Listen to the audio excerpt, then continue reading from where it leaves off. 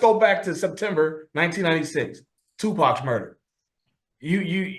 I know that wasn't your case, but I'm sure you saw the video in the MGM Graham, the fight, and everything led up to it. Has it ever been publicly acknowledged what the guy said in Tupac's ear before he kind of took off? No, the only person that would actually know that would be a guy named Trayvon Lane, who was standing with Tupac at the time that Tupac took it upon himself to run over and sucker punch a guy named Orlando Anderson. Right. So Trayvon Lane was the only one that was there, present, and had this, conversation with Tupac. The story is that he pointed out Orlando Anderson to Tupac and said, "Hey, there's that guy that had tried to steal my chain months earlier," because Orlando Anderson had gotten into a fight with Trayvon Lane at a mall in Southern California and tried to steal his death row medallion. And so now when they see Orlando Anderson in the lobby of the MGM, Trayvon Lane tells Tupac, "Hey, there's enemies amongst us. These are these Crips from LA. These are the guys that tried to steal my chain." And Tupac took it upon himself to go over and assault Orlando.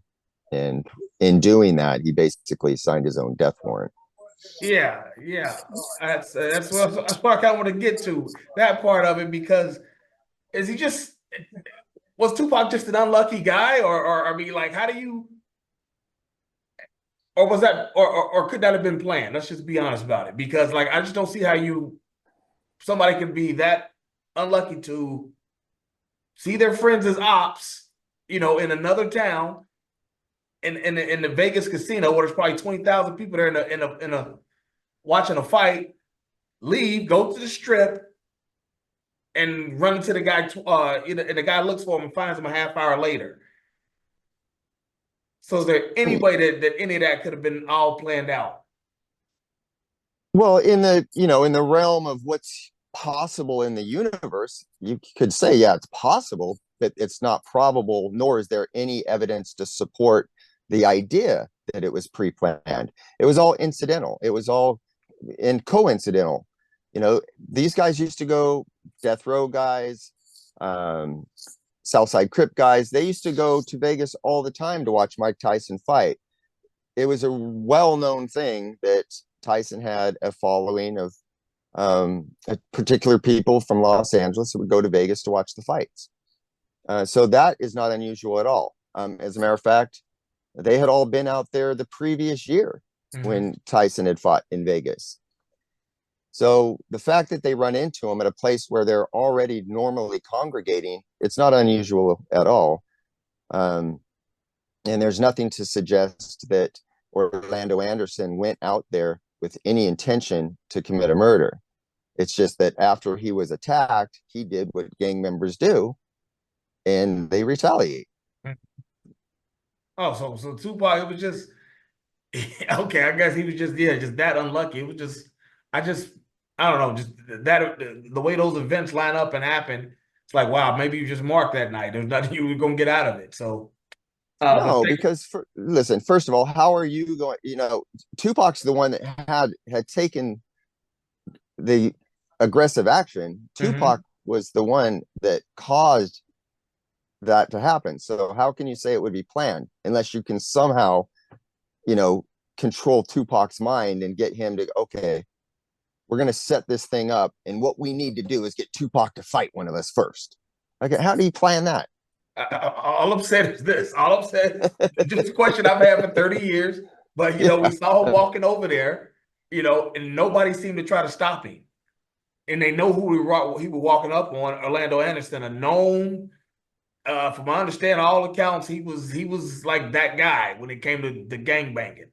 And they know he's walking up on a known guy who's with the business. Nobody tried to stop him. Well, how do you stop somebody when it all happens, instantaneously? You've got a guy who recognizes Orlando, who says, there's one of those motherfuckers that jumped me. There's a guy that's tried to steal my chain. And then Tupac just runs over and hits him. Right. How do you stop him from that? I mean, I don't think Trayvon Lane ever thought that Tupac was just going to take off like that and go sucker punch Orlando. But you know, if you know anything about Tupac, that dude was a very temperamental guy. And he had, you know, he's a strong-willed guy.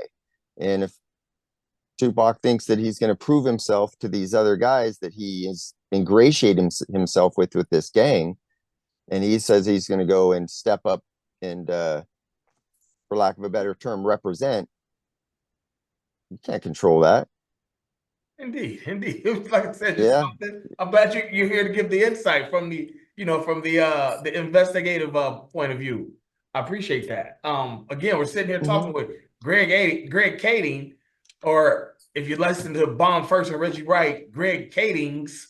Uh, but he's most known for the solving the Biggie murder in connection, and having been very instrumental in the Tupac investigation, to where former gang member Keffe D is being charged in Las Vegas for the murder. Is that Mm-hmm. correct? Yeah, so that's Orlando Anderson's uncle, the one who's one of the four people that were inside of the Cadillac that pulled up along side Tupac and Suge Knight and shot and killed Tupac. Keffe D is the only person in that vehicle that's still alive. Orlando Anderson's dead. DeAndre Smith is dead, and uh, Brown is dead. I'm missing his name real quick. The driver. Yeah, Lotto or whatever they called him. Yeah, Terrence Brown. Mm-hmm. Mm-hmm. So Keffe D is the last man standing. He confessed to his role in the murder, and that confession led to his indictment and arrest, and now he's facing obvious trial over it. Okay, so now Keffe D is also, he was given what, a queen for a day agreement when he came across you. How did that kind of happen? Yeah, so back in 2008, 2009, we knew that we wanted to talk to him about his possible involvement in Biggie's murder, because we knew that he had been at the Peterson Auto Museum the night that Biggie was shot and killed. We thought that he might have some information, but we also knew that he's, you know, lives by this code of the streets. He's not going to just walk into the police department and, you know, volunteer any information. So we built a big drug case against him, which would compel him to hopefully tell us the truth. That was the strategy, is that put some leverage on him, which is what we did. And so he sat down and had what we call a proffer agreement, where he's allowed to discuss his criminal activities, and he's expected to answer us honestly, but we will not then use that information against him. Any incriminating, self-incriminating information we wouldn't use. Well, he went outside of that agreement and began to publicly talk about his role in the murder, and that isn't protected. That can be used against him, and he just learned out the hard way, that when you go out there and you start boasting about being involved in a murder, people are going to listen. And Las Vegas listened and decided that they had enough evidence to prosecute him. Wow, wow. What are your I guess what are your personal, if you had to vote on the jury today, what would you say? He's going to be convicted or not? Yeah, I think he'll take a plea agreement. I think at some point in time he'll plead out to some type of offer, something less than life.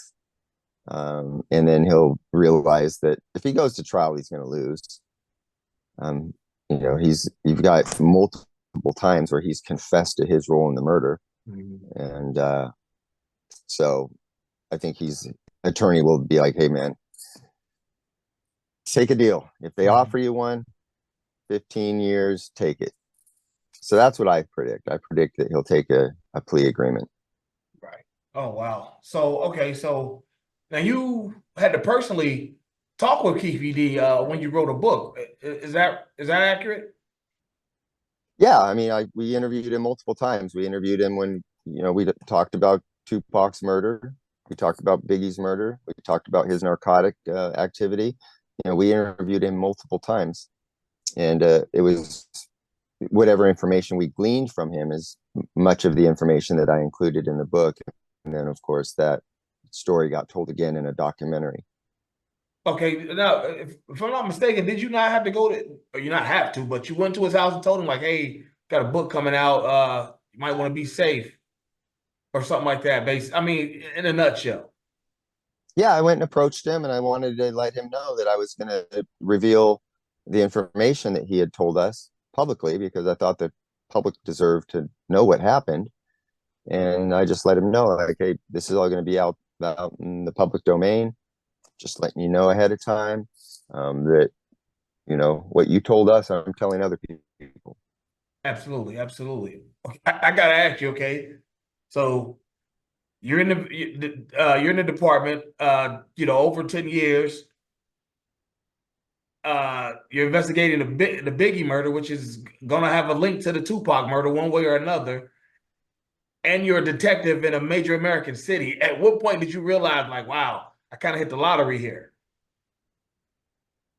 Never thought about it like that. Okay. I never thought about it in those terms. I just thought about it in the terms of, these were two unsolved cases. There were a lot of conspiracy theories looming around. There were a lot of innocent people being falsely accused of being involved in these murders. So I thought, I value truth, and I think when you defend truth and you promote truth, and so that was the motive. The motive was to tell people what we knew. Right. Right. Okay. I guess I was thinking more of along the, writing a book and your television series, which I watch probably 4 or 5 times, front to back every time, Mm. Um, Well, the best way, to communicate to the public, at least back at that time, for me was, well, I'll disclose everything in a book. I didn't know that it would become a documentary at that time. I didn't know that the documentary would then become a limited series. You just, I'm putting the information out there in a book. Mhm. And then that organically led to somebody wanting to make a documentary. And then that organically led to somebody wanting to make a limited, scripted series about the story. I didn't know any of those things would happen at the time when I decided to simply write a book. Right. Okay. That it was called Unsolved. It was started off on the USA Network, right? Originally, and then Netflix bought it and put it in their library.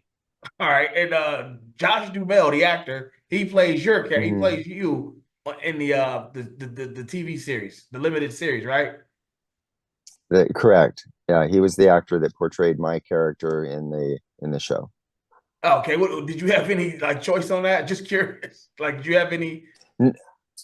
I had no input on who was going to get that role, but once he was selected to play that part, I then got to hang out with him and share for him to develop his character. I got, spent time on the set, spent time with him personally so that he could get some insights um, what we had done, what I had done, during the investigation. Okay, great, great. Okay, now let's just hop to the Biggie murder. This is